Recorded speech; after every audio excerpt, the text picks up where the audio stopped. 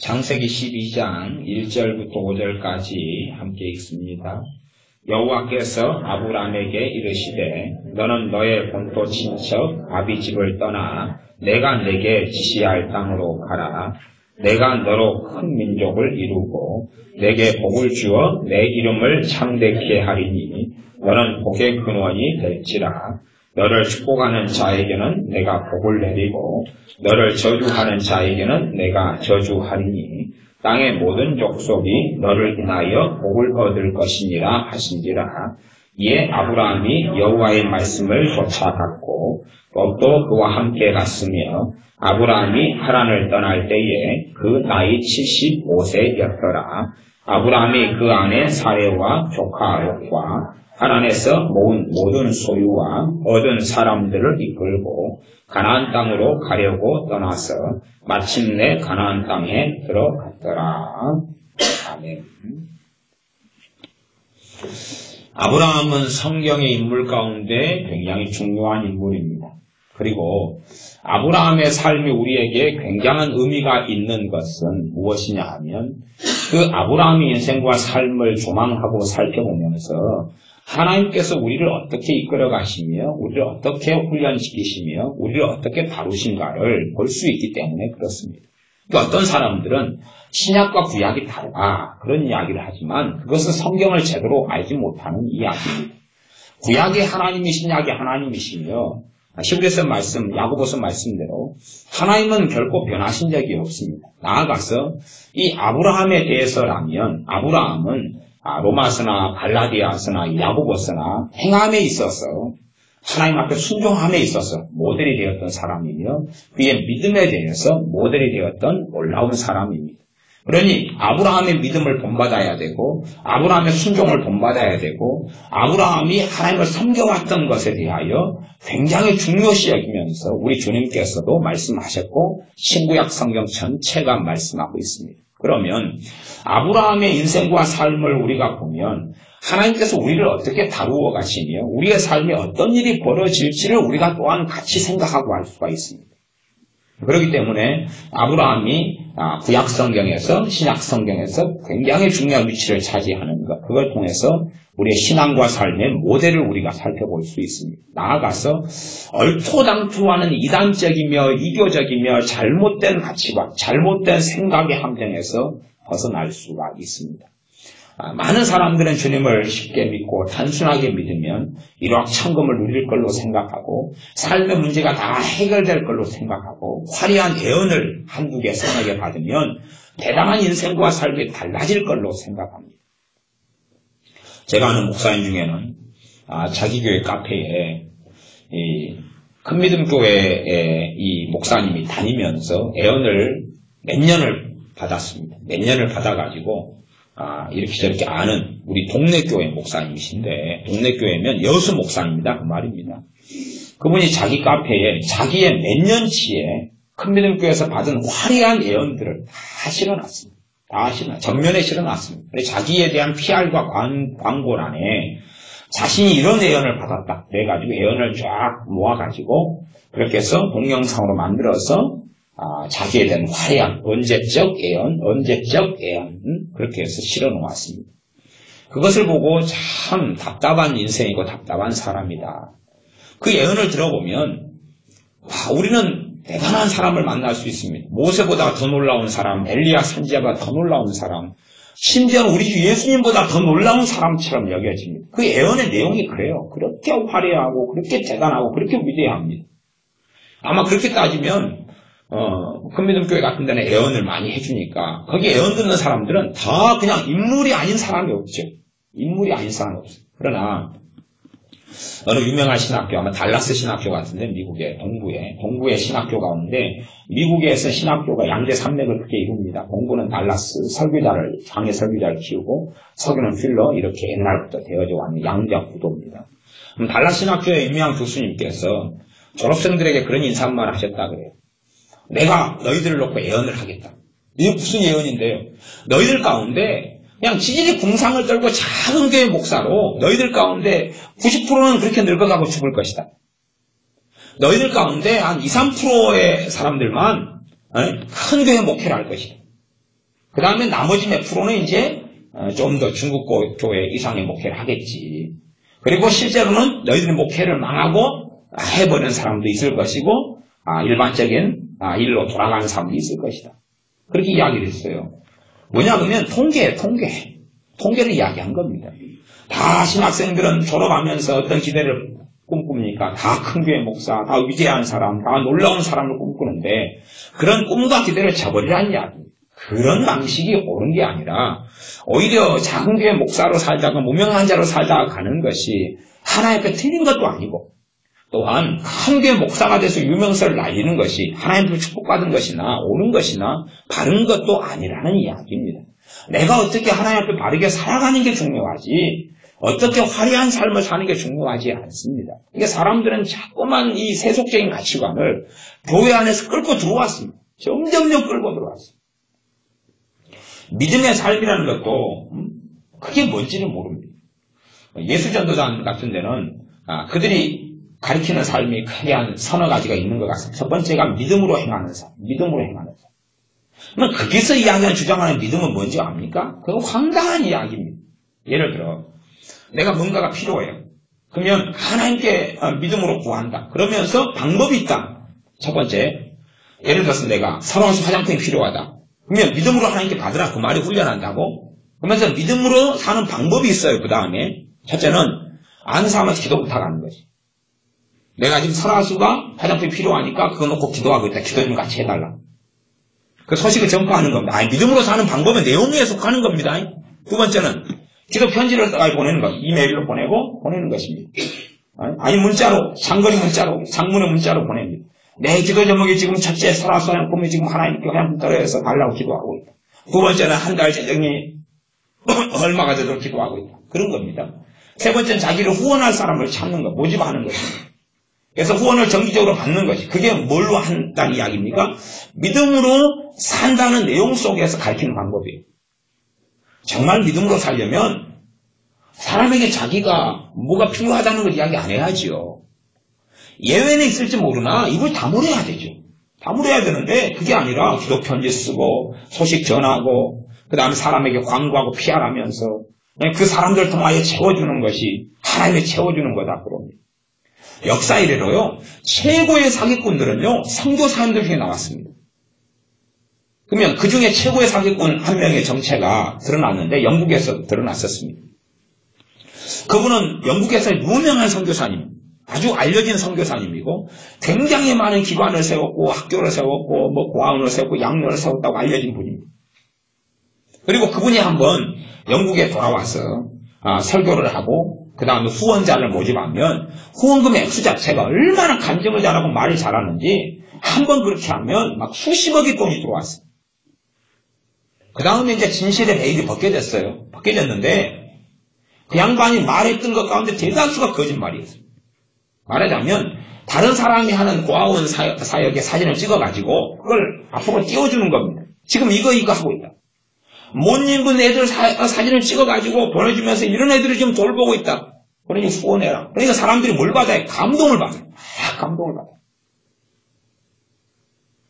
여러분이 똑같이 여러분이 앉아 계셔요. 근데 제가 예를 들어서 여러분에게 돈 이야기해. 돈 이야기하면서 그렇게 이야기하면 되죠. 하나님께 이렇게 들어가지고 이렇게 받았다. 이렇게 드려서 이렇게 받았다는 간증을 제가 두세 개 하면 여러분 감동이 오기 시작하셔요. 아니 그 이야기를 하기 전에는 아무 감동도 없다가 그 이야기를 막상 시작하니까 감동이 오기 시작해요. 그런 감동이 어디서 오겠느냐 그런 것입니다. 감동이 오면 뭔가를 이야기하기 전에도 그냥 와야지요. 정말 하나님께서 모든 걸 아시기 때문에. 그러나 뭔가를 이야기해야지 온다는 것은 사실은 그것이 인위적이다는 것을 일반적으로 안에 내포하고 있는 것입니다. 그래서 역대로 가장 큰 사기꾼 중에 선교사님들이 나올 수밖에 없었던 것은 사람들이 선교 사역을 위해서 뭔가를 필요로 하고 요구하고 하면 사람들은 감동을 받아요. 선량한 사람들이 주고자 하는 감동을 받으면서 막 내놔요. 제 후배 목사 선교사가 선교지에 갔는데 앞에 선교사님이 다 들어먹고 도망갔어요. 가가지고 손가락만 빨았어요. 앞에서 다 돌아먹고 가버렸거든요. 다 빼돌려 가버렸거든요. 물론 선교사님들 다가 그런 건 아닙니다. 그러나 정말로 주님을 믿음으로 의지하는 사람들은 자기 사정을 별로 이야기 안 합니다. 사정을 별로 이야기 안 해요. 비하하지도 않습니다. 기도편지 같은 거 안 씁니다. 기도편지 쓰면 맨날 그래. 아는 사람한테 써가지고 맨날 돈 달라고, 당신이 정기적으로 얼마씩 후원해달라고 맨날 그렇게 이야기합니다. 그래놓고 하나님만 의지한다 그러면 그건 웃기는 이야기입니다. 제가 CC 출신이어서 선교단체 출신이니까 거기서도 맨날 그런 기도편지를 씁니다. 쓰게 해요. 그래가지고 아는 사람들한테 헌금 달라고 맨날 달달 볶습니다. 아는 사람들은요, 너무나 해달라고 그러니까 줄 돈은 없지 해달라 그러지, 그러니까 자기 교회 내내 11조를 반을 쪼갭니다. 이거 어쩔 수 없어요. 쪼개가지고 반은 내놓고 반은 또 교회 헌금하고 그럽니다. 뭐 이런 것이 틀렸다 옳다 이런 이야기를 하는 게 아닙니다. 언제 달달 볶으니까 돈을 만들어내야 돼요. 첫째는 가족을 볶아요. 가족이 이제 믿음 생활에서 돈을 뽑아내고 헌금을 만들어내야 돼요. 가족이. 이런 사람들은 우리 같은 경우도 GCC 이런 데는 한 사람이 선교 사역을 하고 한 사람이 간사가 되려면 뭘 정해놨냐 그러면요, 정기적으로 후원받는 액수가 얼마 이상이 돼야 돼요. 그게 다 약정서를 받아가 제출해야 됩니다. 후원받는 액수를 200만원, 300만원 이렇게 액수가 있어요. 그렇게 해서 그것을 이 사람이 5만원, 한 달에 정기적으로 5만원, 이 사람 10만원, 1만원 얼마 그렇게 약정서를 받아요. 받아가지고 이것을 모아서 제출하면 당신 합격. 그렇게 합니다. 그래서 그것을 후원자를 발굴하려고 아는 사람, 모르는 사람 다 쫓아다니고 소개받아 쫓아다닙니다. 이런 방식이 이제 예수전도와 CCC에 들어왔어요. 그게 믿음으로 사는 거라고 그러는 거예요. 그게 믿음으로 사는 거라. 얼마나 우스운 건지, 얼마나 웃기는 건지 어떻게 상상이 안 됩니다. 상상이 안 돼요. 정말 믿음으로 사는 것은 누구에게 받는 것입니까? 하나님께만 이야기하고 받는 것이에요. 그렇게 사는 것이에요. 대신에 그러니까 사도 바울처럼 빈곤하고 사도 바울처럼 가난하고 헐벗고 못 먹을 때가 많지요. 못 먹을 때가 많아요. 믿음의 단련 가운데 나아가기 때문에 그렇습니다. 그런데 감동돼서 사도 바울이 그 간증하고 다니면 누가 주겠어요? 안 주겠어요? 안 줄 사람이 얼마나 있겠어요? 당시에 부자들이 있고 뭐 자주장사 루디아 같으면 사도 바울이 편지 보내가지고 돈이 지금 얼마가 부족하다, 돈 좀 보내달라 요청하면, 아니 기도 제목 고상하게 써가지고 지금 현재 3천만 원이 부족해가지고 차비가 없어서 선교를 못 간다, 올해 5개월 동안에 체리 비용이 부족하다, 돈 보내달라. 그러면 자주장사 루디아 같은 여자분 하나님을 경외하니까 그 감동 안 오겠어요? 오지요. 하고 보내주겠죠. 인편에라도. 그것을 믿음으로 산다고 주장하는데 그건 믿음으로 사는 것 아닙니다. 제가 90년대 초에 충격을 받던 게 뭐냐 그러면 찬양 집회를 하면서 돈을 받는 거예요. 이제 3만원, 15,000원, 그때는 싸서 뭐 7,000원, 9,000원 막 이랬는데 돈을 받고 찬양 집회를 하는 거예요. 그때는 충격을 받았어. 도대체 이게 무슨 세상에 벌어진 일인가? 이게 무슨 일인가? 그랬는데 지금은 충격 안 받아요. 그렇죠? 모든 찬양 집회마다 다 자릿세를 받아요, 이제. 세미나를 가면 다 돈을 받아요. 정말로 어떤 사람이 세미나하고 컨퍼런스하고, 제가 알파코스 컨퍼런스 좀 다녔는데, 목회자 대상으로는 PR하려고 그러니까 돈을 거의 안 받아요. 그러나 이제 일반으로 이제 가면 몇십만 원을 내야 돼요. 물론 거기에 들어간 소요 비용이 많습니다. 비용이 밥값이 있고, 당연히 간식값도 있고, 커피값도 있고, 강사료도 있고, 그 장소를 대여한 돈도 있고, 사랑교회 수양관 같은 데서 많이 하는데, 돈을 걷어야 돼. 당연한 것이죠. 그러면 그렇게 이제 원천적으로 생각해 보자고요. 그런 일반 강의를 하고 세미나를 하는 것은 세상 사람들도 그런 방식을 다 합니다. 다 해요. 과연 예수님의 사람들이 주님께서 그 일을 하라고 했으면 필요한 물질을 주시는 거네요? 안 주시는 거예요? 주시는 것 아니에요. 주시는 건데 사실은 그 믿음이 없는 거예요. 없으니까 편리적으로는 쉬운 거예요. 얼마씩 회비 내고 오십시오. 회비 모아가지고 강사를 주고 장소 빌리고 밥값 주면 끝나는 거예요. 그 다음에 이제 얼마 남으니까 수입 얼마. 간단하죠. 간단해. 그 편리적인 세상의 지혜가 교회 안에도 들어왔어요. 지금 다 그렇게 행한다 그 말이에요. 다 행해요. 요즘에는 이제 교회 부흥회나 집회 같은 데도 회비 받잖아요. 이제 회비 받는 곳이 많아졌어요. 이상하지 않아요. 네? 외국에서 강사 한 명을 초청하면 폴 오셔나 이런 분 초청하면 그 다음에는 이제 그 초청한 단체에서는 당연히 돈 액수 계산해서 한번 참여하는데 얼마 그리고 이제 매깁니다. 값을 매겨요. 그 다음에 이제 그걸 회비를 내고 이제 오는 거예요. 왜? 그 회비를 계산해가지고 강사료도 줘야 되고 그 다음 미국에서 온다 그러면 차비도 줘야 되고 다 그것을 계산해가지고 값을 내니까 그래요. 이제 감사하게 하나님께서 너무 좋다고. 나를 괴롭히지 않아서 너무 좋다고. 너희들끼리 해결하니까 너무 좋다고. 대신에 뭐만 잘하면 돼요? 광고만 잘하면 돼요. 광고 PR을 위해서 기도해요. 하나님 광고가 잘 되게 해주시옵소서. 광고를 보고 많은 사람이 모이게 해주시옵소서. 그리고 광고만 잘하면 돼요, 이제. 그리고 여기저기 알리고, 신문에 알리고, 대서 특별하고, 그러면 사람만 모으면 되잖아요. 정말로 돈에 대해서 주님을 의지한다고 하면서도, 믿음으로 산다고 주장하면서도, 계속 인간적인 방법을 동원해가지고 삶을 살아나가면서, 그것이 꽤 신령한 옷을 이제 지금은 너무 많이 입어버렸어요. 이제 어디까지 앞으로 갈는지는 모르겠지만, 하나님 없이도 사는 게 가능해졌다, 그 말이에요. 하나님의 일을 하나님 없이도 가능한 거예요. 하나님 없이도 가능해요. 재정적으로 하나님이 안 도와주셔도 필요한 회비 가지고 다 거두면 되는데 무슨 상관이 있겠느냐는 것이 점점 그런 식으로 변해가지만 우리가 세상의 쇠퇴를 따라가서는 안 됩니다. 그런데 우리가 돈 내고 가지 마라 그런 이야기가 아니라 우리 자신이 그러한 삶이 정상이 아니다는 것은 알고 있어야 한다고 말이에요. 정상은 아니에요. 비정상적인 것입니다. 아브라함에 대해서 많은 사람은 아브라함의 복을 받기를 원하고 아브라함의 믿음을 가지기를 원합니다. 그러나 실상은 하나님께서 아브라함처럼 나를 단련하시고 연단하시고 나의 믿음의 여정을 걷게 하신다는 것은 그건 부정하려고 해요. 아브라함이 얻었던 화려한 가나안 땅, 아브라함이 얻었던 놀라운 그 믿음, 하나님께 인정받아서 이름을 아브람에서 아브라함으로 바꿔주시고 사레에서 사라로 바꿔주시고 그런 화려한 것들을 주목합니다. 그러면서 또 인간적이 돼가지고 아브라함이 자신의 아내 사라를 자신의 두려움 때문에 그냥 넘겨준 거에 대하여 믿음도 없는 사람, 아이고 저런 두려움 때문에 아직 해결되지 못한 사람, 그런 또 인간적인 눈으로 봅니다. 그런데요, 그런 상황 자체가 아니다는 것을 모릅니다. 내 현재적인 관점에서 당신을 내 마음대로 자유적으로 해석하면서 그때는 또 내가 아브라함보다 나은 사람이 되는 것입니다. 아브라함 믿음 달라고 놓고 마누라를 몇 번씩 팔아먹는 그 아브라함을 보면서 판단합니다. 아이고 별로 믿음 없어. 왜 저렇게 살아? 왜 저렇게 공상 떨고 살아? 자기 목숨이 두렵다고 왜 아내를 넘겨주고 팔아먹어? 왜 그렇게? 이게 자기의 눈과 자신의 시선으로 자기가 도대체 뭘 구하고 뭘 원하는지를 일관적으로 알지를 못합니다.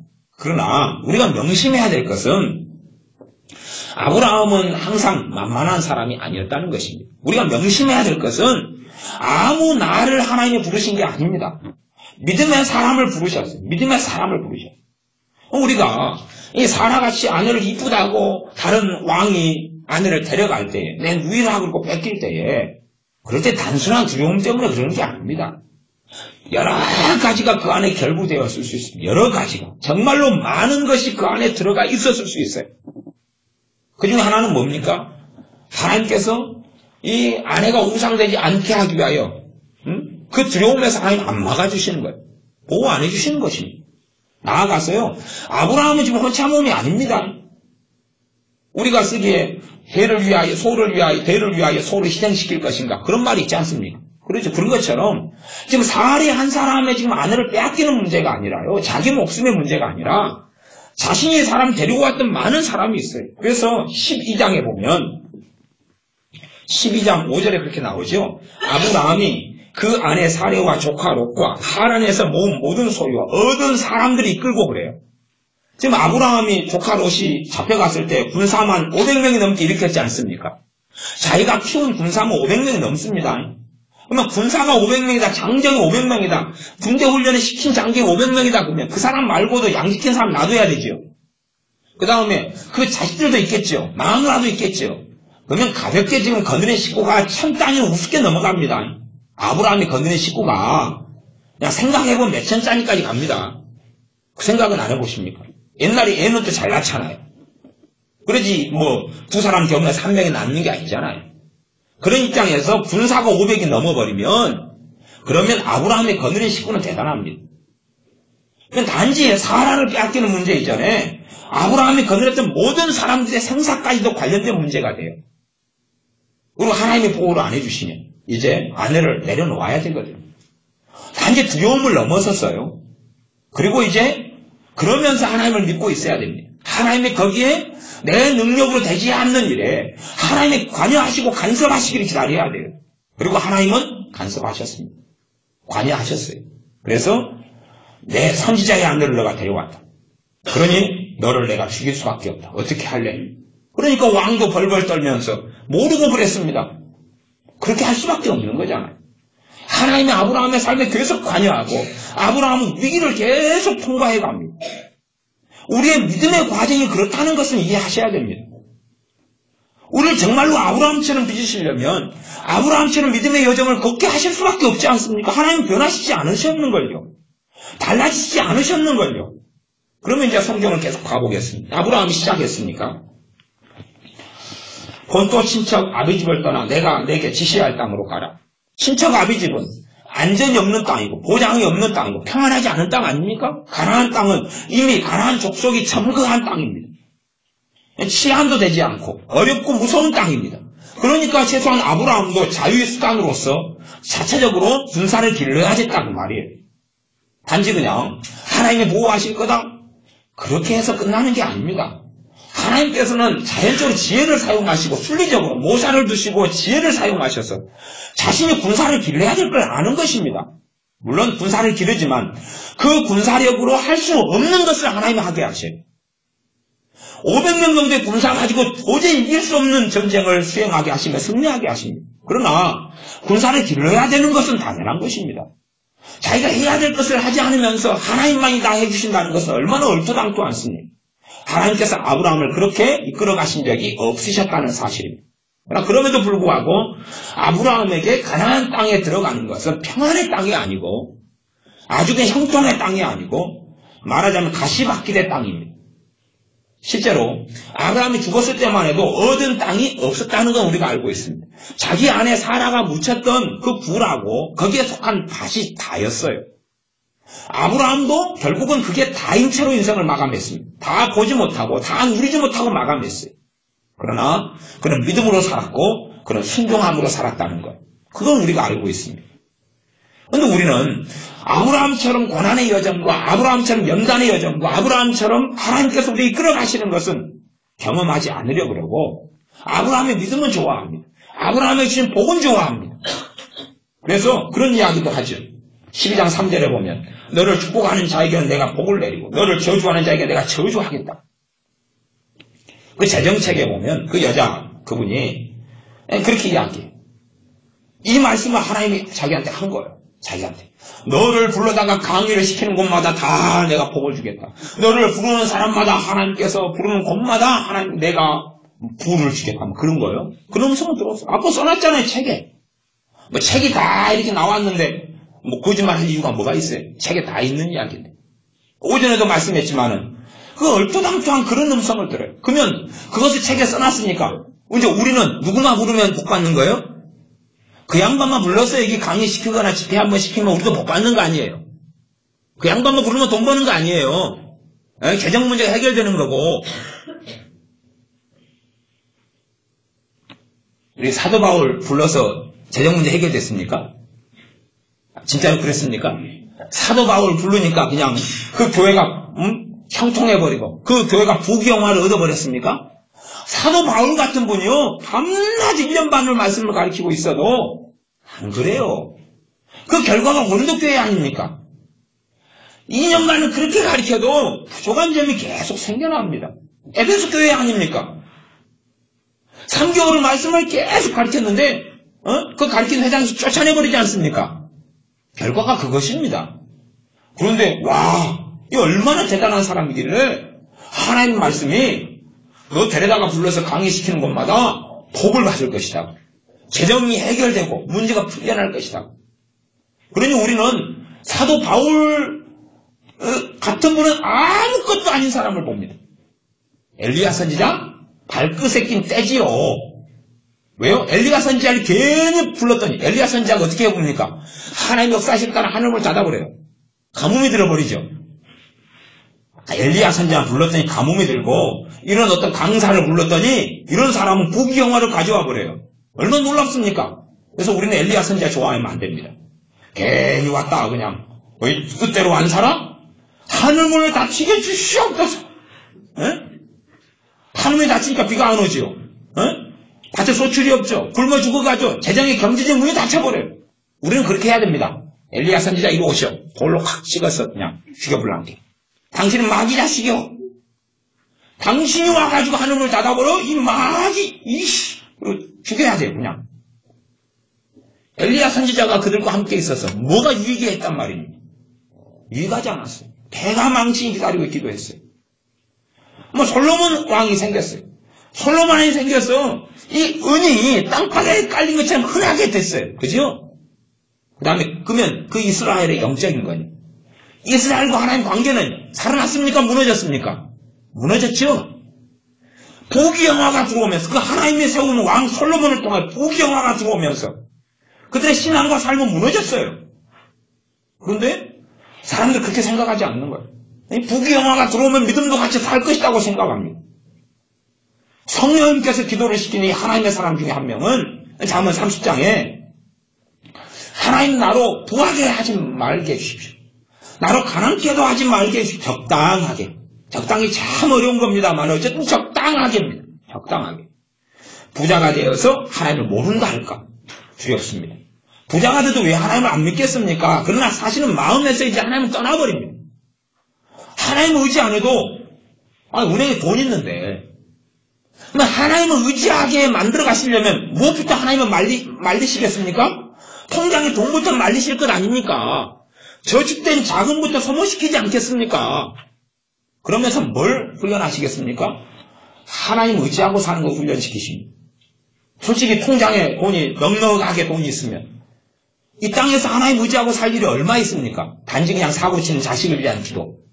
그리고 사고 쳐도 일단은 돈이 얼마나 있는가, 돈으로 땜빵이 가능한 사고인가, 돈으로 땜빵이 가능하지 않은 사고인가 정도이고, 병이 와도 돈으로 치료가 가능한 병인가, 아니면 돈으로 치료가 아니면 불치병인가, 치료 가능하면 그 길로 가면서 하나의 병원을 통해 치료하니까 고쳐주십시오. 그럼 될 거 아니에요.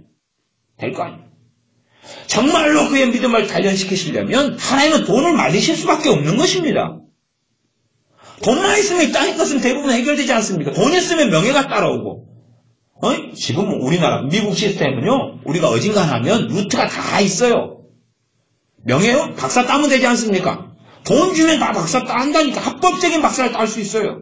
저한테도요, 아는 분들, 교단의 목사님들이나 누구누구 해가지고 돈을 이렇게 내면 합법적인 박사를 미국에 딴다고, 돈 이거 얼마 든다고 이야기 소식 많이 듣습니다. 그리고 어떨 때는 그렇게 땄다고 축하예배 드리려면서 오라 그래요. 박사 축하예배는 짝대기 3개 달고 합니다. 3개 박사 가운이거든요. 짝대기 3개 빨갛게 달고 하고 이제 합니다. 그러니까 목사님들 오실 때 짝대기 3개 달고 오시면 박사님이 오신 거예요. 그 가운 만드는데 돈이 한 70만, 120만 들어갑니다. 싼 것이. 목사 가운도 싸지는 않습니다. 저도 이 하얀 거 검은 거 맞출 때 70만 원 넘게 들어서 그거 싸게 맞춘 겁니다. 박사 가운요, 몇백도 들어갑니다. 그거 이제 자랑하고 이제 달고 다니시죠. 우리 주로 저기 세대교회 소왕수 목사님이 이제 신학대학원 선배가 되시는데 그 양반 자주 박사 가운 입고 다니시더만요. 짝대기 3개 입고 다니신다 그 말이. 그걸 대단하게 이상하다 그렇게 이야기하는 건 아닙니다. 다 이제 그렇게 변해버렸으니까. 다 그렇게 됐으니까. 돈만 있으면 명예를 얻을 수 있다 그 말이에요. 어제 모릅니다. 모르는데 소왕수 목사님 같은 경우는 어제 이야기 들으니까 책 써주는 부목사나 이런 분들을 들이셨다 그래요. 그래가 책 쓰는 분이 있대요. 소 목사님 이름으로. 그건 제 믿거나 말거나 합니다. 제가 직접 본 게 아니니까. 그런데 그런 것은 이제 너무 흔한 세상이 돼가지고 우리 다 아시죠? 박사학위 논문 같은 거 돈 주면 다 써주는 거. 석사학위 논문 돈 주면 다 써줍니다. 그러니까 별로 박사 받는 거 어렵지 않고 석사 받는 거 어렵지 않고 돈만 있으면 다 됩니다. 다 돼요. 다 돼요. 돈만 있으면 명예를 얻고 돈만 있으면 존경받고 돈만 있으면 사랑받고 교회 안에서 들어가서 장로 임금 받는 게 돈만 있으면 되지 않습니까? 교회 인테리어 해주고 교회 헌금 11조 크게 내주고 무슨 행사 했을 때마다 그냥 일일 찻집 하면 500만 원 200만 원 내주고 해주면 와 저거는 믿음 좋아. 그리고 그냥 장로님 되고 그냥 존경받지 않습니까?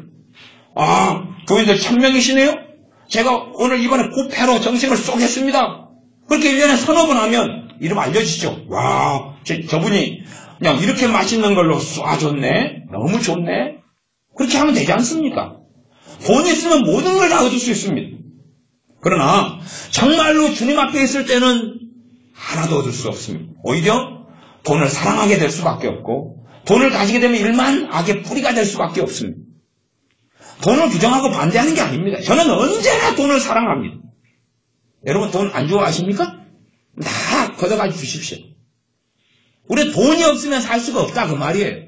그러나 이제 돈짜리 그대로 있는 게 문제예요. 돈을 돈짜리 그대로 놔두고 자식은 안 사랑할 수 없고 내 자식은 다 사랑해요. 근데 내 자식을 자식의 그 위치, 하나님이 두신 그 위치에 둘 수 있느냐의 문제예요.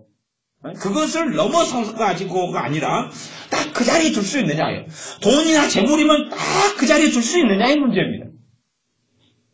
내가 돈을 사랑하게 되어질 때가 되면 주님께서 돈을 가지고 달아보시게 될 겁니다. 달아보시고 몇 번 달아보신 다음에 그 다음에 내가 더 돈을 사랑하게 되면 하나님께서 내 돈을 지켜주지 않게 됩니다. 몇 번 달아보셔요. 확인하셔요. 내가 과연 너의 물질을 지켜줄 가치가 있느냐. 그리고 내 물질과 내 돈이 내 올무가 될 때는 하나님께서 그 문을 울타리를 치워버리십니다. 자, 다 걷어가도록. 다 사라지도록. 그리고 다시금 믿음의 여정을 걷게 하십니다. 한 걸음 한 걸음 한 걸음. 왜냐면 우리가 돈이 없는 것이 잘못 사는 것도 아니고 내가 통장에든 돈이 없다 해서 내가 믿음이 약하거나 작은 것도 아닙니다. 오히려 다 말려버리신 그 자리에서 출발하는 게 맞습니다. 심지어는 가졌으나 하나님 묶어버리십니다. 사용 못하게 묶어버리실 때도 있어요. 그리고 이제 주님을 먹는 것, 입는 것, 마시는 것에 있어서 주님 의지하고 살도록 그 길을 걷게 하십니다. 한 번, 두 번요? 아니요. 오랜 세월을 그렇게 하십니다. 오랜 세월을 주님 의지하게 하시고 오랜 세월을 손에 쥔 것을 놓게 하십니다. 아, 주님 의지했더니 밍크 코스가 들어왔다고요? 아니요. 네? 명품 백이 들어왔다고요? 아니요. 그냥 있는 걸로 족하는 것을 훈련시키시는 거예요. 있는 걸로 족한 줄을 알라. 너희가 지금 모든 걸 가지고 쓴다고 주장하지만 너희가 가진 것은 다 사라져버리고 그 형적은 지나감이라 말씀하는 것을 경험을 시켜주시는 거예요. 너가 손에 움켜진 것이 얼마나 무가치하고 때로는 먼지처럼 흩어져 버리는가를 경험을 단단히 시켜주십니다. 그래서 이게 붙잡고 살 가치가 없다는 것을 알게 하셔요. 영원한 세계 것을 보게 하시고 누리게 하시려면 이 땅에 썩어져가고 없어져가는 것에 대해서는 마음을 두게 안 하실 수밖에 없는 것입니다. 상극이에요. 상극입니다. 세상 것이 없을 수 없고 내 육신의 것이 없을 수 없으나 이것이 내 마음과 뱃속에 하나님 자리까지 침탈해서 들어와 버릴 수는 얼마든지 있습니다. 하나님 그것을 원치 아니하시기 때문에 우리를 튼튼하게 연단시키시고 단련시키시고 그럴 수밖에 없는 것입니다. 아브라함도 그런 믿음의 여정을 걸어갔습니다. 아브라함의 믿음을 가지려면 아브라함을 그렇게 단련시키시고 훈련시키시고 연단시키시는 그 길을 걸어가야 됩니다. 그냥 애원 한번 받아서 너는 아브라함의 믿음을 가졌노라 그러면 아브라함의 믿음을 가지게 되는 것입니까? 아브라함 믿음 가지려면 그래도 130살까지는 사세요. 75살 돼가지고 하나님께서 믿음도 인정해주고 그 정도 돼야 되는 것 아닙니까? 당대에 무수히 많은 사람 가운데 그런 가운데 아버지 하나님께서 선택하신 사람이 아브라함이에요.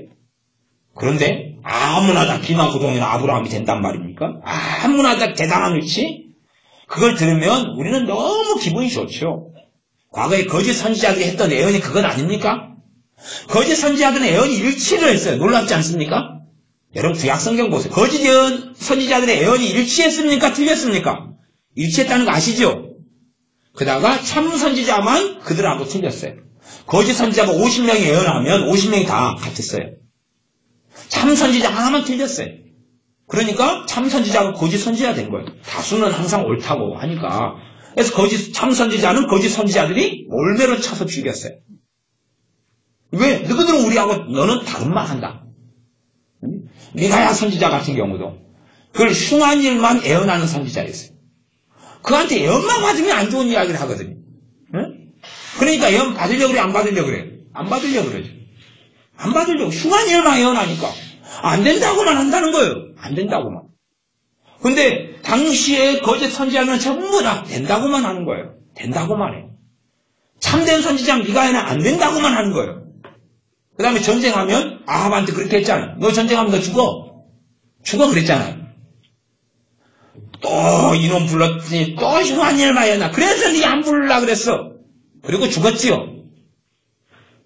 그러니까 사람들은 참으로 자기들을 좋게 하고 즐겁게 하는 이야기를 듣기 좋아합니다. 그리고 하나님 말씀에는 관심을 가지지 않습니다. 그러니까 아브라함에 대한 이상한 예언, 이상한 하나님의 음성 몇 개 들으면 성경은 다 필요 없어요. 이제 뭘라고 귀찮게 봅니까? 아브라함의 믿음을 가졌노라 그러면 끝나는데 뭘라고 아브라함을 살피고 아브라함에 대해서 우리의 그 믿음의 여정을 봐보면서 나를 이끌어가시는 하나님의 여정을 볼 필요가 어디 있습니까? 그런 거 없지요. 요셉 같은 아들이 되게 해주시오. 예언이 나와요. 너 아들은 요셉같이 될 것이다. 요셉요? 아이고 콩가루. 요셉 믿음 되려면 무슨 길을 걸어가는지 아시죠? 요셉이 노예가 돼가지고 10대째 끌려가도 그는 원망하지 않아요.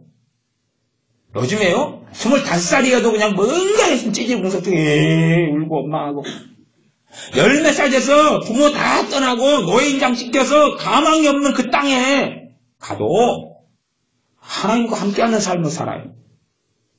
모함을 당해도 그 감옥에 또 들어가도 감옥에 2년간 있어도 하나님의 그와 함께 하시며 그런 마음을 흐트러지질 않아요.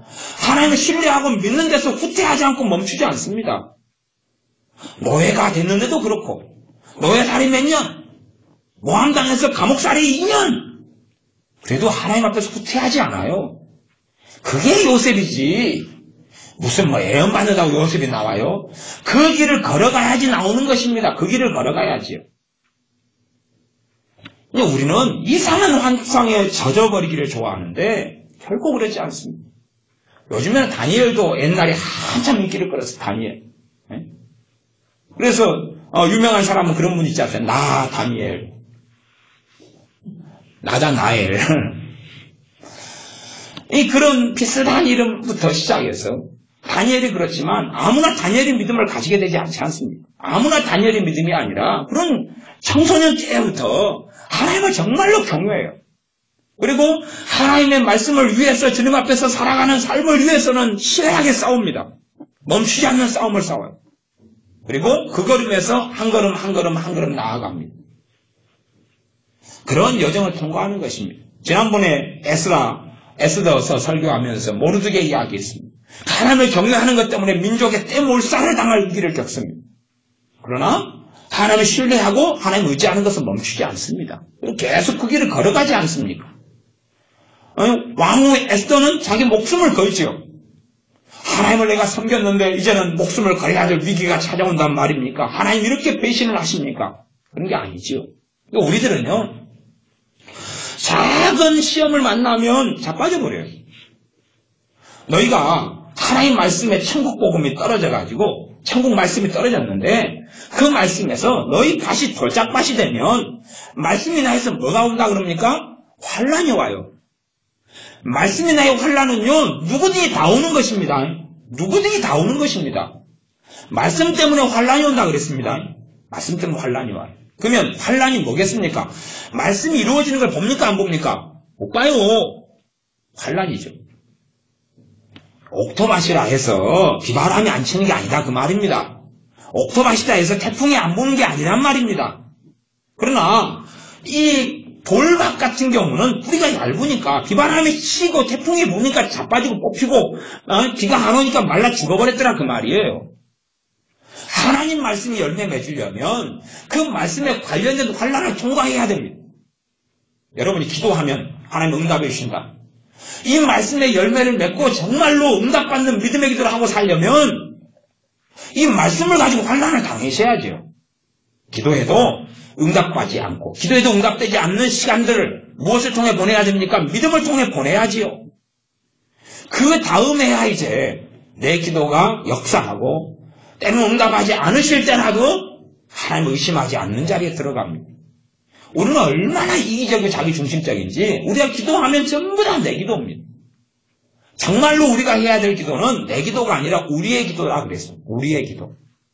건강을 위해 기도하면 내 건강이 아니라 우리의 건강이다 그랬습니다. 그래서 내가 건강을 받는 것, 내 건강해지는 것이 내 함께 믿는 내 형제들이 건강해지는 것과 같은 것이다 그랬습니다. 일용할 양식을 구할 때에 우리의 일용할 양식이지 내 일용할 양식이 아닙니다. 그러니 내가 일용할 양식에 우리의 일용할 양식을 구할 때에 정말로 바르게 구하는 사람은 내 것만이 아니라 함께 구하는 것입니다. 그래서 실제로 중보기도가 있지만 교회 안에서 한 지체로서의 중보기도는 그냥 나를 위한 기도가 중보기도다 하는 사실입니다. 바르게 기도하는 사람에게는 나를 위한 기도가 교회를 위한 기도하고 차이가 하나도 없습니다. 그게 주님이 가르치신 주기도문입니다. 나를 위한 기도 따로, 목회자를 위한 기도 따로, 목회자를 위한 기도가 따로 있을 수는 있습니다. 그것을 제가 틀렸다는 이야기는 아닙니다.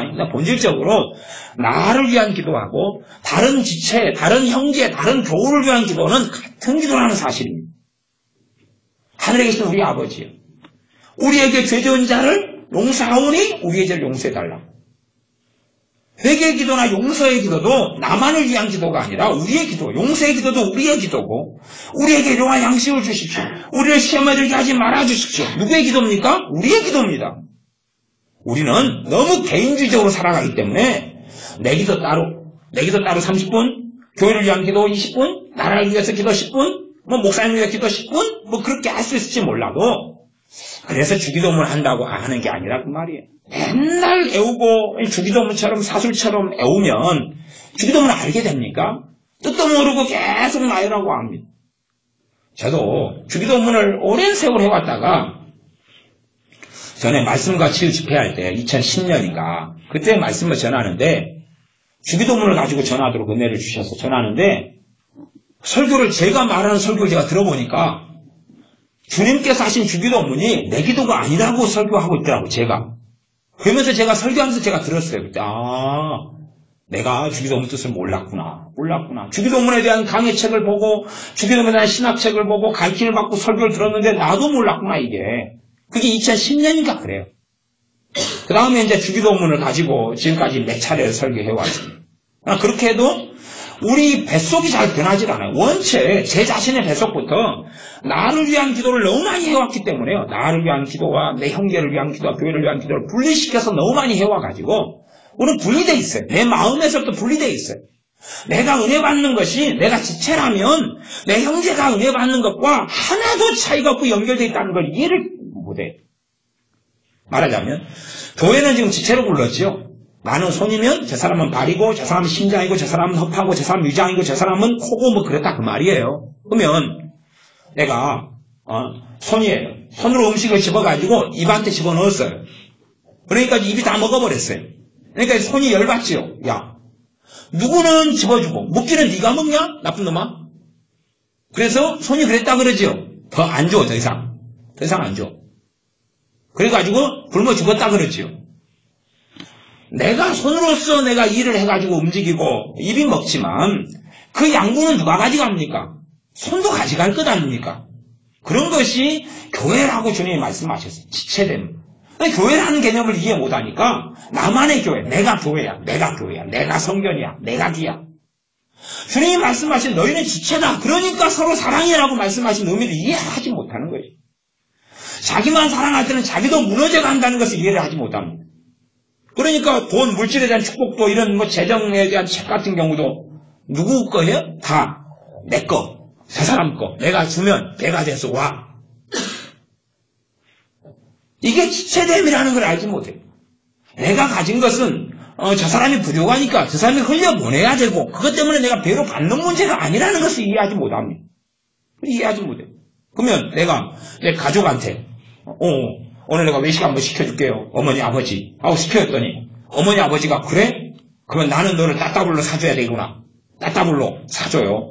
너 한 번 의식했지? 그러면은 엄마 아빠는 이제 갑이 돼서 줘야 되니까 배가 돼서 줘야 되니까 2번 외식 시켜주니까 자식이 이제 그 다음에는 아이고 엄마 아빠 그럼 2번 받았으니까 4번 해줘야 되겠네요? 아니 전 인류가 노아의 가족처럼 8명밖에 안 되면 거기서 이제 주고받는 법칙으로 살아야 거 아니에요. 한 번 누가 외식 시켜주면 그때부터 골치 아파집니다. 가정 파산으로 갑니다. 가족이 8명밖에 안 되니까 진리는요 어디서나 진리가 돼야 됩니다. 어디서나요. 우리는 굉장히 개인주의적이어가지고 그런 가치관으로 딱 무장하면서 자기 마음대로 뭐든지 다 해석하기를 좋아합니다. 우리의 기도는 나의 기도는 절대 나의 기도가 아닙니다. 나의 기도는 한 형제들을 위한 기도입니다. 내가 성령 충만 받기를 위한 기도는 우리 교회와 함께 지체된 교우들의 성령 충만 받기 위한 기도입니다. 내 질병의 치유 기도는 내 질병의 치유의 기도가 아니라 우리의 질병의 치유의 기도입니다. 우리에게 하나님께서 은혜 주시기를 원하는 기도는 우리를 위한 기도지 나를 위한 기도가 아니고 내 가족만을 위한 기도가 아닙니다. 그러니 우리가 죽어가는 것입니다. 손을 잘라놓고 얼마나 사는가 실험을 해보십시오. 손가락 하나 잘라놓고 얼마나 놔둬야 그 손가락이 이제 썩어버리는지 실험을 해보십시오. 오래 안 갈 겁니다.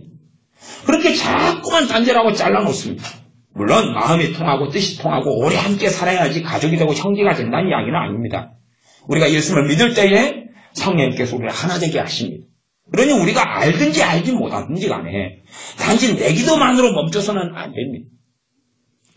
이제 아브라함 같은 경우에 하나님께서 이렇게 훈련해 오셨는데 문제는 가보십시오. 12장 10절에 보면 12장 10절에 이렇게 나와 있습니다. 창세기입니다. 그 땅에 기근이 있으므로 아브라함이 애굽에 우거하려 하여 그리로 내려갔으니 이는 그 땅에 기근이 심하였습니다. 어떤 사람은 그렇게 성경 해석을 해요. 하나님께서 아브라함을 가나안에 가라 그랬는데 아브라함의 큰 실수가 애굽으로 내려간 거다. 애굽에 내려가지 말라 그랬다. 그건 율법에 나오는 이야기고요. 아브라함 때는 그 율법이 있었어요? 없었어요? 없었을 때입니다. 현재론적으로 무조건 갖다 덮어 씌우기를 좋아합니다. 아니 애굽에 내려간 이유가 나와 있지 않습니까? 기근이 어쨌다고요? 굉장히 심했다고요. 굉장히 심했어요. 그러면 아브라함 같은 믿음의 사람이 그러면 될 거 아닙니까? 샬라샬라샬라 오 하나님 먹을 걸 공급해 주시옵소서. 그러니까 자기 이제 건드린 식구들이 기본적으로 1000단위가 넘었잖아요. 그렇죠? 그러니까 까마귀가 이제 한 사람당 한 마리씩 굵은 놈이 와서 나눠주려면 제가 까마귀를 옛날부터 많이 봤어요. 까마귀 같이 많이 봤는데 제가 지금까지 살아오면서 제일 큰 까마귀들은 지리산에서 봤습니다. 와 지리산 까마귀 크더라고요. 지리산 까마귀가요 보통 보는 까마귀하고 틀려요. 크기 자체가. 아주 굵게 지리산 중턱에나 이렇게 모여 사는데 어떨 때는요 까마귀들이 막 수백 마리 이상이 한꺼번에 막 까까하고 돌아다니는데 하늘이 시커매질 정도도 경험했습니다. 덩치가 얼마나 큰지 그냥 그래서 오죽하면 까마귀랑 제가 또 돌 던지기가 제가 취미생활이잖아요. 이 근처까지 와서 까까하니까 집어 던지니까 샥 빗나가더라고요. 까마귀 덩치가 판을 폈더니 이게 한 기본적으로 한 90cm 가까이 나가거든요. 얼마나 큰지. 그러니까 이 아브라함의 기근이 벌어지니까 그 지리산 까마귀가 가야 되는 거예요. 굵은 놈이 음식도 많이 물고 갈 거라니까 힘이 좋으니까. 지리산 까마귀 2000마리 음식 막 그냥 고깃덩어리 물고 어디서 무는지를 몰라요. 바다에 가서 물고 와야죠 그냥. 어디 고래라도 뭐 물고 와가지고 떨어뜨려 줘야죠. 그런 방법으로 해결이 얼마나 되냐 그 말입니다. 그러니까 아브라함이 하나님께서 인도하시는 그 자리에 가도 거기에 뭐가 됩니까? 기근이요. 하나님이 불렀으면 기근 다 막아줘야죠. 아니요.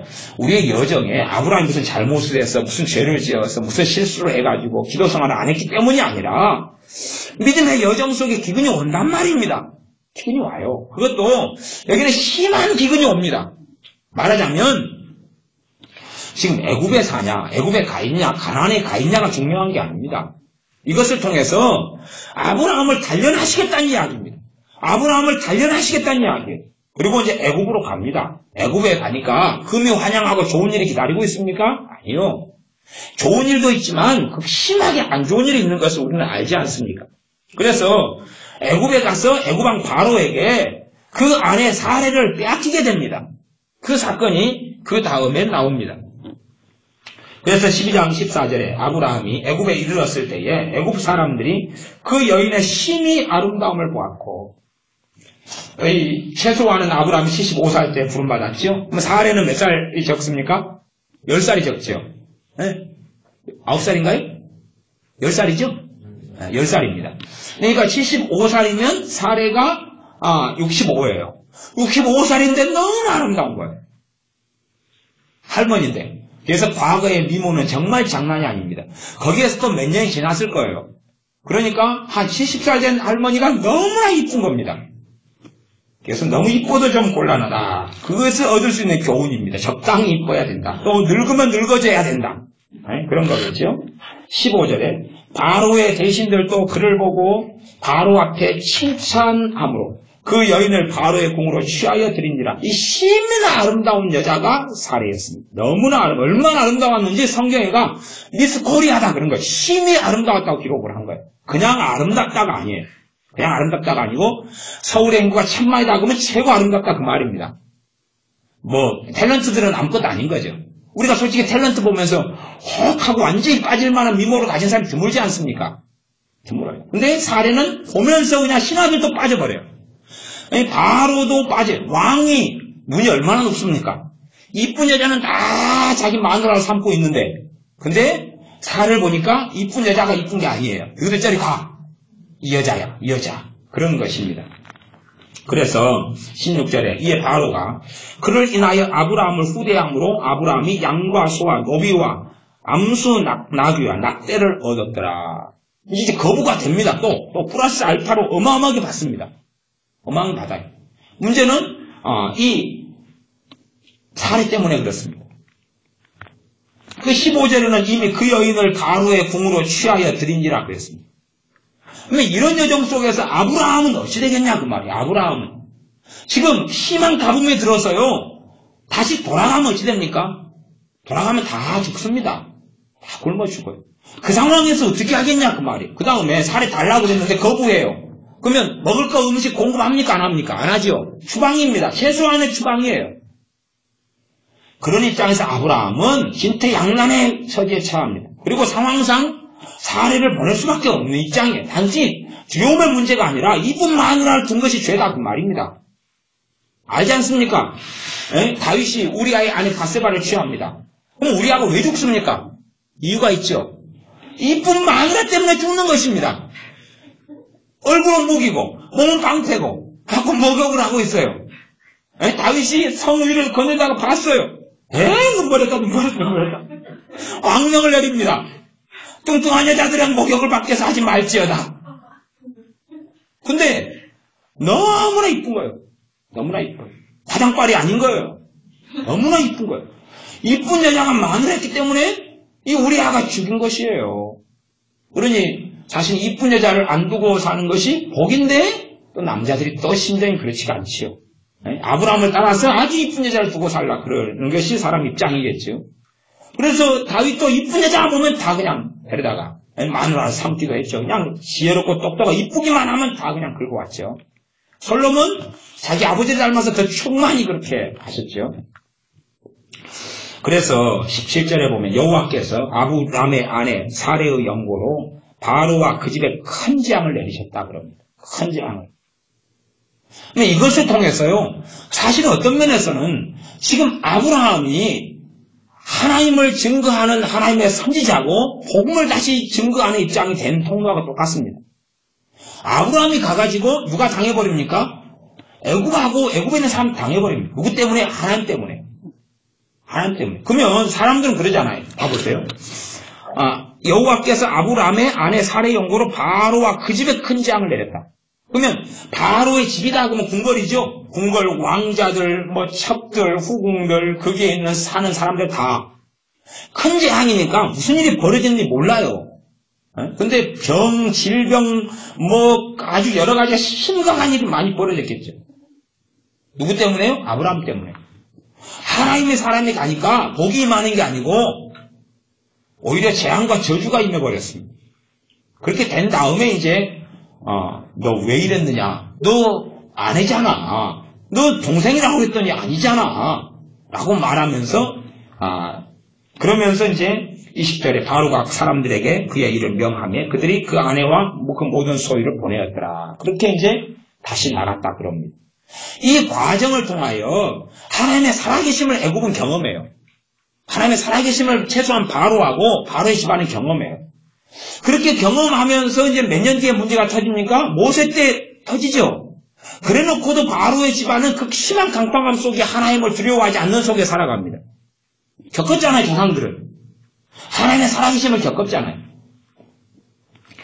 이렇게 하나님의 자녀가 살아가는 길에 만사 형통이란 우리가 생각하는 방식이 아닙니다. 이 요셉이 애굽에 가서 형통하였더라 그러면 하나님이 함께 하시면 형통하였더라. 형통하였는데 모함을 당합니까? 모함 당하는 것도 그 형통 속에 속합니다. 그래서 감옥에 들어갑니다. 그게 형통입니까? 근데 그 감옥에서 또 인정을 받고 감옥에서 또 준비가 되어져 갑니다. 그게 형통입니다. 모든 일이 막힘없이 풀어져 가는 게 성경의 형통은 아닙니다. 하나님께서 우리를 훈련시키 연단하시기 때문에 우리가 행하는 일들이 구애고 두드려도 막힐 때가 오는 건 당연한 것이고 내가 서는 자리에서 감옥이 오는 건 당연한 것이고 심지어는 극한 감옥도 옵니다. 감옥도 와요. 심지어는 애국으로 내려갈 때도 있다 그 말이에요. 내 한 몸이 아니니까. 문제는 여기에서 정말로 하나님께서 나를 위하시는 분이 되시느냐는 거예요. 야고보서 1장에 시험을 참는 자는 복이 있도다. 그 옳다 하심을 받은 후에 그에게 약속하신 생명의 면류관을 주실 것이다. 시험을 견디고 참으면서 하나님께서 옳다, 네 잘했다 칭찬하셔야 된다는 사실입니다. 내가 그 시험을 통과하면서 과연 내 하나님은 죽어 계시냐 살아 계시냐, 내가 때로는 주님을 신뢰하고 믿는 것 때문에 어렵게 살아가는데 그럼에도 불구하고 하나님께서 나를 돌보시고 나와 함께 하시는 걸 믿느냐는 것입니다. 가령 내가 외로움을 많이 느낀다. 그러면 외로움을 느끼도록 많이 살았기 때문에 지금도 외로워하겠죠. 그렇다면 함께 하시는 하나님을 누리고 만나려면 그 외로움을 느끼고 살 때 이제 그는 바르게 말씀 앞에 서야 됩니다. 내가 지금 느끼는 감정, 나아가서 현실과 상황이 아무도 나를 보살펴주지 않고 아무도 나를 알아봐주지 않고 아무도 나를 친근히 여기지 않는데, 그리고 내가 느끼는 감정과 외로움이 감정적이기도 하고 실제적이기도 하고 환경적이기도 한데, 그러나 진실로는 하나님이 나와 함께 하신다는 것을 내가 붙잡고 믿느냐는 것입니다. 거기에서 믿음으로 나아갈 때에 어느 때가 지나면 내 감정적인 외로움이 주님으로 인하여 해결되기 시작합니다. 미혹이나 내가 하나님이다 그러는 이상한 음성이 아니라 실제로 함께 하시며 성령님께서 운행하시는 속에서 내가 눕고 내가 살아가게 됩니다. 무엇을 통해서? 믿음의 연단을 통해서. 외로움을 지나면서 그래도 내가 너와 함께하는 걸 너가 믿느냐? 그래도 믿느냐? 너가 재정의 극심한 가뭄을 경험하면서도 그러면서 내가 너를 먹이고 입히고 있다는 걸 너는 믿느냐? 산상수훈의 말씀에 그래 백합알을 내가 먹이고 입힌다. 산에 있는 공중나는 새를 내가 먹이고 입힌다. 그래 들풀을 내가 먹이고 입힌다. 그걸 너가 믿느냐? 뭐 그 여정을 통과해 가야 되죠. 그냥 믿습니다. 아멘. 그런다고 믿는 것이 되겠냐? 그 말입니다. 그건 아닙니다. 그래서 아브라함은 가나안 땅에 하나님께서 보냈어요. 믿음의 사람 아브라함이. 그래놓고도 가뭄이 들고 그것도 심한 가뭄이 듭니다. 생명의 위기를 애굽에 가서 경험합니다. 아내도 빼앗겼었습니다. 그러다가 하나님께서 도로 찾아주시죠. 그리고 이제 다시금 귀향해서 애굽으로 돌아옵니다. 그리고 좀 지나니까 조카 롯하고 이제 불화하게 되죠. 아브라함과 조카 롯 사이에는 문제가 없는데 그들이 데리고 있는 사람들 사이에 문제가 벌어져서 둘이 결별하게 됩니다. 그래서 조카 롯은 소돔과 고모라 성으로 들어가게 되는데 이 소돔 사람에 대해서는 13장 13절에 소돔 사람은 악하여 여호와 앞에 큰 죄인이었더라. 그렇게 이제 기록됩니다. 그리고 14장에는 전쟁을 나가야 됐습니다. 14장에는 조카 롯이 포로로 잡혀가지고 갔고 그 전쟁을 아브라함이 기른 군사들을 통하여서 전쟁을 할 수밖에 없었습니다. 그래서 이 14장 14절에 보면 500인이 아니고 318명입니다. 318명. 14장 14절에 그렇게 나왔습니다. 아브라함이 그 조카의 사로잡힘을 듣고 집에서 길리고 연습한 자 318인을 데리고 단까지 쫓아갔다. 이게 군사가 318명입니다. 318명. 장정이고 군사가. 그러면 한 50살 된 사람은 군사로 안 데려가겠죠. 힘이 좋고 날랜 사람이니까 한 20, 30대가 될 겁니다. 그 외의 사람들까지 포함하고 아내들, 자식들까지 포함하면 숫자가 가볍게 1000단위가 넘어간다는 이야기입니다. 이 318명을 훈련을 시켜가지고 그 다음에 전쟁을 수행한 누구 때문에요? 조카 때문에요. 조카 때문에. 그러면 조카의 삶에 위기가 찾아와요. 그리고 원치 않는 전쟁을 하게 됩니다. 그런 길을 아브라함이 살아요. 나아가서 이제 하나님과 언약 맺고 또 아브라함이 아내를 또 빼앗기고 그 다음에 하나님께서 자식을 주신다 그랬는데 누구를 취합니까? 계집종을 사가를 취해가지고 이스마엘을 낳죠. 낳고도 고민하고 고생하고 힘겨운 가정생활을 하다가 이스마엘을 또 후처인 하갈과 함께 내보내고 그리고 다시 종한테 너가 내 자식이다. 모든 걸 상속을 다 해라. 그렇게 하다가 나중에 백세가 됐어야 이삭을 봅니다. 그것도 99절에 하나님께서 말씀하신 것을 믿느냐 하는 것입니다. 믿느냐. 중간에 아내를 빼앗기는 것은 또 벌어지고 또 벌어지죠. 그런 믿음의 여정을 걸어가다가 나중에 이삭이 또 큰 다음에도 번제로 하나님께 바쳐라 그럽니다. 그런 믿음의 여정을 걸으면서 하나님의 사람 아브라함으로 믿음의 조상으로 인생을 마감합니다. 겉으로 볼 때 아브라함의 삶 속에 대단히 화려한 것이 얼마나 있습니까? 대단히 화려한 빌딩을 지었습니까? 아니면 그가 장막에 짓고 뜯었다가 철거했다가 양 키우느라고 이동했다가 맨날 양똥 싸고 똥냄새 맡고 또 이동했다가 또 풀었다가 놨다가 누가 침입할까 겁먹었다가 돌봤다가 그렇게 나그네 인생을 살려고 장막 생활을 했습니다. 화장실도 뭐 좋았겠어요. 구덩이 파고 응가했다가 덮었다가 풀로 엉덩이 닦았다가 그것도 몇 년간 그랬어요? 나이가 그래도 올해 130 몇 살까지 살고 있잖아요. 돌아가실 때가 나이가 꽤 나중에 살아 돌아가시고 자기 아들 결혼시킨 다음에 또 세 장가 드셨어요. 그래가지고 사실은 그 오랜 100몇십 년 동안에 또 풀로 엉덩이 닦으시고 종이로 못 닦으셨고 화장지로 못 닦으셨죠. 장막 생활하시고 우리가 생각하는 화려한 것이 아니지 않습니까? 화려한 게 아니에요. 우리 존경하는 세례 요한 같은 경우도 풀로 나뭇잎으로 닦으셨지 머리를 닦았으면 엉덩이가 다 헐었겠죠. 그렇게 다 하셨어요. 그냥 우리가 누리는 그것을 그들은 누리지 못했어요. 그럼 우리가 누리는 것을 더 많이 누려야 된다고 생각하면 얼마나 어리석느냐 그 말입니다. 이런 믿음의 길을 한 걸음 한 걸음 한 걸음 걸었어요. 이게 하나님께서 그렇게 소개하십니다. 하나님, 나는 아브라함의 하나님이요 이삭의 하나님이요 야곱의 하나님이다. 나는 산자의 하나님입니다. 모세에게 하나님 누구십니까? 나는 아브라함의 하나님이요 이삭의 하나님이요 야곱의 하나님이다. 그러면 이제 우리가 주목을 해봐야 되잖아요. 지금 하나님이 이삭이 하나님이라고 주장하셨는데 이삭이 여정이 무슨 여정이냐? 나중에 눈이 앞이 안 보여가지고 자식도 못 알아보잖아요. 그렇지 않습니까? 뭐 그 과정을 이삭의 생애 동안 왜 두셨느냐 그 말이에요. 눈이 뭐 소머지 눈처럼 돼가지고 3.0 복수의 눈처럼 돼야 되는데 소경이 되고 말아요. 왜 암흑의 시간을 그가 보내면서 인생을 마감하느냐는 것입니다. 왜 그가 사랑했던 것을 다 빼앗기느냐는 것입니다. 야곱도 그러지 않습니다. 하나님이 함께 하시고 하나님이 내 야곱의 하나님이다 주장하는 그 야곱이 삶을 보면 하나님이 함께 하시는 것을 별로 찾을 수가 없어요. 자식들은 2명이 갑자기 한 마을에 들어가 동생이 여동생이 디나가 강간당한 사건 때문에 다 죽여버리는 살인마가 되지 않습니까? 그런 여정을 걸어갑니다. 우리가 지나가는 믿음의 여정이 이와 같습니다. 이렇게 당시의 상황처럼 그렇게 되지는 않지만 우리가 걸어가는 믿음의 길도 인고의 길이고 때로는 시험을 통과하고 때로는 내가 원하는 데 풀리지 않고 때로는 기도해도 응답이 있기보다는 생존의 위기 속에 엎치락뒤치락에 든 아브라함이나 이삭이나 야곱처럼 그렇게 걸어갑니다. 하나님의 모세를 그리스도를 위한 능력을 받는 모세를 왜 안 지켜주시고 미디안 광야를 도망해야 됩니까? 미디안 광야로 도망할 때도 성경에 그렇게 기록됐습니다. 믿음으로 도망했다 그럽니다. 아니 물론 믿음으로 도망하니까 믿음으로 그냥 애굽왕 바로를 쳐 죽여버리지.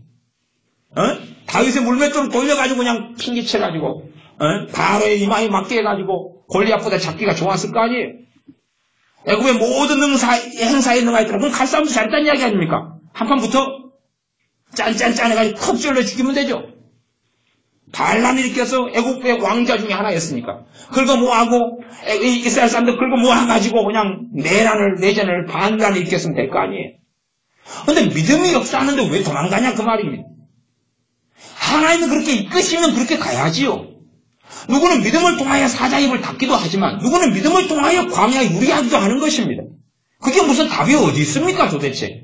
하나님께서 각자를 이끄시는 길과 여정이 다른 것을요. 공통점은 있지만 또한 다양성과 다름이 있다는 사실입니다. 누구는 가난하게 살다가 주님을 배웠고 누구는 좀 가진 자로 살다가 배웠지만 가진 자라는 것이 맡기심이 많다는 이야기지. 너가 잘 믿었으니까 잘 받아서 잘 먹고 잘 살아. 외제차 타고 잘 누리다가 와라. 그런 이야기 아니지 않습니까? 하나님께 순종해 작은 것에 충성했더니 복수박인을 받고, 충성했더니 토요타를 받고, 충성했더니 벤츠를 받고. 벤츠 부러워할 필요 없습니다. 공원에 가면 벤츠들이 많습니다.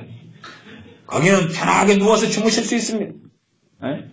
물론 서울 벤츠는 칸막이를 막아놔서 노숙자가 못 주무시게 벤치도 있지만 또 잘 찾아보시면 칸막이 안 막아놓은 벤치도 아주 많습니다. 제가 어제 명동에 가서 명동 은행 앞에서 외환은행 앞에서 제가 누워 잤습니다. 삼각형으로 의자가 돼 있더군요. 그래서 따뜻한 햇볕을 쬐면서 한참 누워서 잤습니다. 얼마나 좋습니까? 벤치가 얼마나 잘 만들어졌길래 삼각형으로 돼가지고 누워 자기가 좋더구만요. 하나님께 순종할 때 벤치를 받고 그런 게 있으면 벤치가 낫겠습니다. 부르시는 것이 다르다 그 말입니다. 누구는 몫으로 불렀으면 그 가운데 주님과 함께 살다 가는 것이고, 누구는 업으로 불렀으면 그렇게 살다 가는 것이지. 그러지 대단하고 위대하게 떵떵거리면서 위대하고 아름답게 돼가지고 그런 것이 어디에 얼마나 있습니까? 세상에 다 유명한 자가 되면 몫은 누가 합니까? 전부 다 그냥 뷔페 사장이고 호텔 사장이어서 칼질하면은 고기는 누가 잡습니까? 누가 잡아줘야지요. 바느질은 누가 합니까? 누가 해줘야지. 머리는 누가 깎아줍니까? 다 누군가가 그 자리에 서서 그 일을 감당해야 되지 않습니까? 다 그냥 화려한 자리에 많습니까? 다 멋진 자리에 많습니까? 누가 목회를 하려고 해도 누가 교인돼서 설교를 듣고 앉아 계셔야지 설교를 하지. 다 설교자가 돼가지고 아무도 안 앉아있고 돌아가면서 설교만 합시다. 이제 여기 강아지들 집에서 키우는 애완견들을 다 묶어놓고 설교할 겁니까? 하나님의 자녀들이 말씀을 들어야 되죠. 그러니 이상한 환타지, 이상한 세계 속에 살면 안 되고 하나님의 사람들이 연단받고 믿음의 길을 걸었던 거죠. 우리 사도 바울 같은 하나님의 사람이 다메섹 복음 전하다가 도망가요. 아시죠? 광주리에 매달려 도망가요. 도망가기 전에 사도 바울이 그렇게 이야기하지 않습니까? 나 죽어도 된다. 나 주님 때문에 나 죽을란다. 그래도 제자들이 도망가라고 해서 도망갔다가 아라비아 광야에 가서 3년 있다가 다시 다메섹으로 돌아왔다가 다시 길리기아 다소로 갔다가 다시 안디옥성에서 사도 바나바가 부르니까 다시 이리 왔다가 다시 성령이 가라 그러니까 이제 사도로서 전도행을 이제 다니면서 복음을 전합니다. 그래놓고 나중에 또 감옥에 또 들어가죠. 가이사랴 감옥에 2년간 갇히지 않습니까? 다시 로마에 배 타고 가는데 또 배가 타피면 또 파손되고 난파됩니다. 갖고 섬에 멈췄더니 아이고 추워가지고 물에 젖었으니까 모닥불 좀 쬐려고 했더니 독사가 와서 확 물어봅니다. 그리고 다시 로마에 갔는데 로마에 또 감옥에 갇힙니다. 근데 감옥인데 그래서 편하죠. 사람 수종 들게 하고 아무나 만날 수 있고 그러면서 복음을 하나님 나라를 계속 증거합니다. 그리고 또 풀려났다가 또 얼마 다니다가 또 잡히고 형장 이슬로 하나님 나라에 갑니다. 그렇게 하나님의 사람이 걸었던 여정과 길이 우리가 걷는 길과 여정입니다. 공통점은 똑같습니다. 고난이 없는, 고난을 통과하지 않은 영적 성숙과 주님을 닮아가면 어디 있습니까? 인내 없는, 인내라면 최소한 기도하고 응답을 바로 주신다면 인내가 어디 필요합니까? 기도해도 전혀 응답이 없는 때를 보내야 된다 그 말입니다. 그러면서도 우리가 너 믿느냐 믿고 있느냐는 것이 너 믿고 있느냐 한 가지 말씀만 드리고 말씀을 마무리하겠습니다. 옛날에 제가 산기도를 많이 다닐 때 산기도를 좀 가면 혼자 산에 갑니다. 산에 한 10시나 돼 올라가면 새벽에 내려오는데 산기도를 가면 이렇게 막 귀신이 눈에 보이게끔 나타납니다. 두려움도 있고 눈에 보이게끔 막 경험합니다. 그러면 막 밤새내 귀신하고 싸웁니다. 밤새내 막 떠나가라. 그리고 어떨 때는 사람 머리가 잘려가지고 막 5개가 옵니다. 그러면 하필이면 또 기도하는 곳이 무덤 옆에서 기도하고 무덤 옆에가 기도하기가 왜 좋냐? 그럼 그 옆에가 잔디가 깔려 있거든요. 산에서 잔디 깔린 자리를 찾으려면 무덤 옆을 찾아야 돼요. 그러면 이제 무덤 옆에서 잔디 위에서 기도하는데 사람 머리가 떠가지고 오면 얼마나 끔찍한지 압니까? 산에서 그것도 사람이 하나도 없고 산속을 또 30분 걸어 들어왔어요. 그러니까 살려달라고 쥐야 그런데 머리가 안 가요. 눈을 떠도 보이고 감아도 보이고 감으면 안 보이면 좋겠어. 감으면 더 잘 보여요. 그러면 떠나가라 20분 해도 안 가요. 갈 것 같습니까? 1시간 해도 안 가요. 2시간 해도 안 가요. 갖고 이제 겨우 이거 살았다고 내려와요. 다음날 또 올라가요. 그러면 하얀 소복을 입은 여자가 공중에 붕 떠가지고 피를 흘리면서 옵니다. 끔찍합니다 그냥. 그럼 지가 뭐, 아이고, 좀 살려달라고 또 기도합니다. 그러면서 이제 한참 시간이 지나니까 주님께서 제게 말씀하시더라고요. 아마 주님이 책망하셨다면 이 믿음 복수야 그랬을 거예요. 근데 이제 그렇게는 안 하시고 너는 너기도 해라 그러시더라고요. 제가 딱 알아먹었어요. 무슨 말씀인지. 넌 너기도 해라 그럴 때 뭔가 탁 오더라고요. 무슨 말이냐 그러면 눈에 보이도록 귀신이 오고 뭐 해도 그냥 신경 쓰지 말고 너 기도하러 산에 올라왔으니까 지금 예배당에서 기도하려고 하면 주택에 인가가 있어가지고 바로 옆에가 막 집들이 있어서 쥐야 그래 기도하고 그러면 시끄러워가지고 밤에 잠을 못 자서 그래서 제가 산에 기도하러 올라온 거예요. 기도 장소가 없어가지고 그런 거지 뭐 대단히 신령해서 간 게 아니고요. 기도 장소가 없어서 그런 거예요. 그러니까 기도하러 지금 산에 올라갔는데 너가 지금 맨날 며칠째 지금 마귀만 쫓아낸다고 그러고 있는데 그러지 말고 너 기도해. 그때 딱 제게 주님 믿어야 되겠구나. 지켜주시는 주님 믿어야 되겠구나. 그리고 이제 기도를 했어요. 기도를 하니까 걔네들이 좀 오긴 오대요. 오긴 왔는데 그다음 가대요 그냥. 반응이 없는 거예요. 그래서 제가 그랬어요. 올 때 되면 내가 한마디 하기도 했어요. 야 내가 바쁘다 지금 기도하느라 바쁘니까 지금 상대 못해줘 지금. 그리고 이제 기도 제목 가지고 기도만 막 했어요. 기도만. 그러니까 내가 걔네들이 신경 쓰니까 걔네들이 집착하고 밀착해서 하나님 나를 떠나신 것처럼 내가 대적기도하면서 떠나가라 안 하면 그냥 나를 안 지켜주시는 것처럼. 사실은 그런 대적기도는 불신앙이에요. 대적기도를 제가 설교하고 가르치지만 그런 불신앙을 이야기하는 게 아닙니다. 정말로 주님이 나와 함께 하시고 진리의 약속 속에 살아가는 내가 주님의 이름의 권세를 가지고 사용하는 게 대적기도지. 떠나가라 안 하면 마귀가 뒤집어 써버리고 방언을 쉬지 않고 랄랄랄랄랄 안 하면 막 뒤집어 써버리고 그런 분들을 많이 만나는데 그 양반들 말씀이 없는 것입니다. 말씀이 없어요. 저도 그런 일들을 지나와가지고 하는 이야기 지나왔어요. 그러니 우리가 정말로 하나님을 믿는 믿음의 말씀에 뿌리 내려야 됩니다. 마귀가 공격에 온다 그 말이에요. 근데 어떤 것은 대적기도 하면 물러가고 어떤 마귀는 물리쳐도 물러가는 게 아니라 내가 정말로 주님께서 나를 보호하시고 붙잡는다는 걸 믿느냐 해서 걔네들이 힘을 발휘하고 못하고도 좌지우지되는 마귀 공격에 정말 많은 종류가 있어요. 내가 그런 마귀의 공격인을 받으면서도 내가 믿음의 길을 단련해서 걸어가야 됩니다. 전혀 공급되지 않을 때라도 주님께서 일하고 계신다는 걸 믿어야 돼요. 치유에 있어서도 치유기도를 예수님의 이름 받았어요. 아무런 증상이 없어요. 그러나 주님이 나를 고치신다고 믿고 잠드느냐는 것이. 제가 그렇게 집사님께도 말씀드렸다시피 제가 하는 이야기를 듣고 깨달은 다음에 그 다음에 몸이 치료된 분도 여러분이 계세요. 무슨 이야기냐고 어려운 이야기 아닙니다. 치유에 있어서 이야기를 했어요. 그러면 지금 성령님 여기 임하셨죠? 안 놀고 계시겠죠? 여러분 안에 임하셨죠? 혹시 놀러 성령님 오신 분 계십니까? 여러분 안에 너무 휴가처가 좋아가지고 놀러 오신 분 없지요? 성령 하나님 믿는 자에게 임하셨습니다. 안 놀고 계실 거예요? 저는 그거 전제 속에서 말씀드렸습니다. 성령이 안 놀고 계셨으니까. 말하자면 알코올을 마시면 알코올이 여기서 일을 하죠. 기분을 좋게 한다든지 울게 한다든지 그런 건 아닙니까? 마약을 탁 놨어요. 그러니까 마약이 작용을 해가지고 헐렁헐렁 하지 않습니까? 그 다음에 요플레를 먹었어요. 그러니까 뭐 장을 뭐 좋게 한다거나 그러죠. 김치국을 마셨어요. 그런데 사스가 그냥 한 곡 그리고 도망가고 그러죠. 그러니까 성령이 여기 역사하시면 내 몸을 치유하지 않겠어요? 성령이 역사하고 계시는데 내 마음을 치유하지 않겠습니까? 나를 고치시지 않겠습니까? 성령이 역사하시는 가운데 나는 잠들었어요. 자고 일어났어요. 아니 내 잠드는 동안 4시간, 5시간, 6시간, 7시간 동안 성령 운행 안 하시냐 그 말이에요. 내 믿음이 없는 것이에요. 그래서 운행하신다고. 그러니 그 가운데 현상을 보지 말고 주님이 지금 일하고 계신다고, 고치고 계신다고, 그 열매를 보게 될 것이라고 이야기했더니 그걸 딱 받아들이고 믿고 하신 분은 다음날 일어나서 이틀 뒤에 3일 뒤에 간증을 하시면 고치셨다고. 성령님이 운행하고 계셨으니까.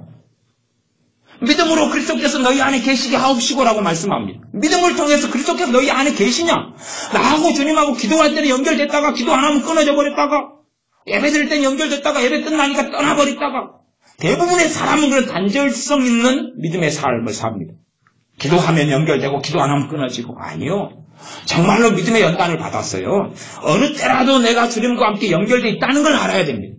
그 믿음 속에서 내가 원수 마귀의 보호를 받습니다. 내 생각과 감정의 보호를 받고 하나님께서 그 믿음 가운데서 내 기업과 내 일 가운데 하나님께서 보호하십니다. 그런 믿음을 훈련해 가셔야 됩니다. 단련해 가셔야 되고 그 믿음의 연단을 주님으로부터 받아야 됩니다. 그래서 그것을 지나놓고 난 다음에 더 평안의 자리에 주님께서 서게 하시고 더 은혜된 자리에 서게 하셔도 내가 그 은혜나 평안이나 돈에 취하지 않게 되고 주님 앞에 거하고 살다가 가진 것에 별 의미를 주지 않고 누리는 것에 별 의미를 주지 않고 살다가 주님 앞에 부끄럽지 않게 서게 됩니다. 기도하겠습니다. 아버지 하나님, 우리가 자주 어리석은 성경 해석 속에, 자주 잘못된 가르침 속에, 또한 어리석은 예언 속에, 어리석은 하나님의 음성 속에 얼마나 많이 들어가는지를 모릅니다. 그러나 하나님의 음성을 듣고 살았던 선지자라고 하나님께서 친히 일컬으셨던 아브라함의 믿음의 여정을 잠깐 살펴보며 우리의 삶 가운데 벌어지는 믿음의 여정을 살펴보았을진데 우리를 연단하시며 단련하시는 하나님을 찬양합니다. 우리를 보아처럼 또한 하나님의 자녀로 다루시기 때문에 내버려두지 아니하시고 우리를 양육하심에 감사를 드립니다. 하나님께 양육받게 하시고 믿음의 단련을 받게 하시고 믿음에서 성장하게 하시며 믿음을 통하여 주님과 함께 동거동락하는 삶을 살게 하여 주시옵소서. 그러므로 내가 서 있는 자리 또한 나를 어디에 쓰시든지 간에 사용될 수 있는 그러한 준비된 믿음의 그릇이 되게 하여 주시옵소서. 예수님의 이름으로 기도하옵나이다. 아멘. 아멘. 같이 기도하겠습니다.